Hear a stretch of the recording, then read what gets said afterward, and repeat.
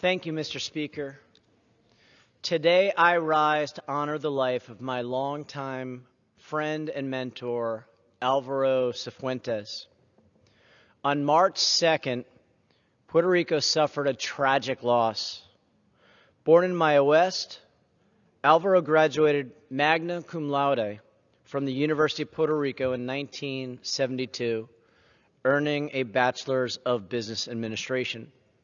He then went on to graduate from law school from the University of Puerto Rico School of Law, earning a JD, again, magna cum laude, in 1975.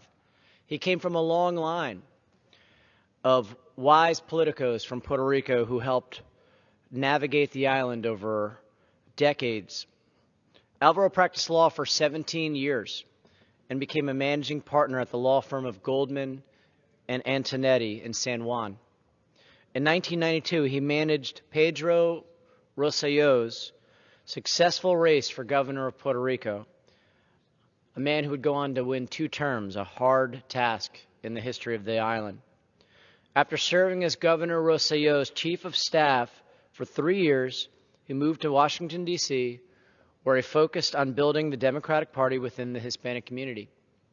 From 2001 to 2005, he served as the chair of the DNC's Hispanic Caucus, where he increased the party's Hispanic membership by over 30%.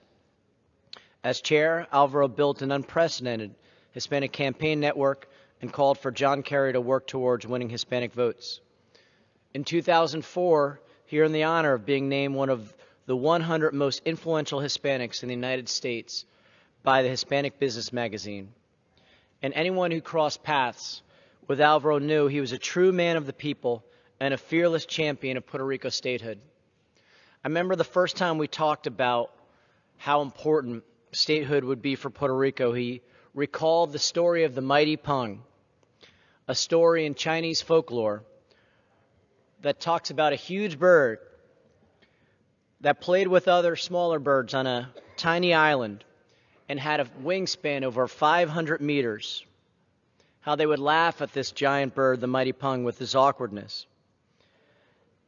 And how he found out that through the hawk, that through thermal glides, he'd be able to potentially fly like the other birds.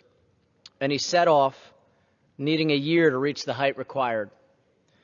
And when asked about this difficult task and his inability to fly, he said, "It's okay. We have a long way to go."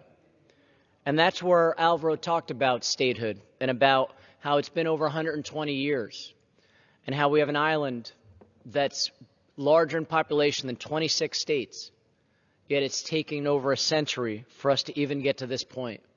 But it's okay. Even after Alvaro passed, before getting to see it happen, we have a long way to go. He's survived by 3 children, Alvaro, Carolina, and Natalia Isabel. Alvaro, you'll be dearly missed. From myself, from so many in Florida, on the island of Puerto Rico, but the fight will continue to live on. Thank you, and I yield back.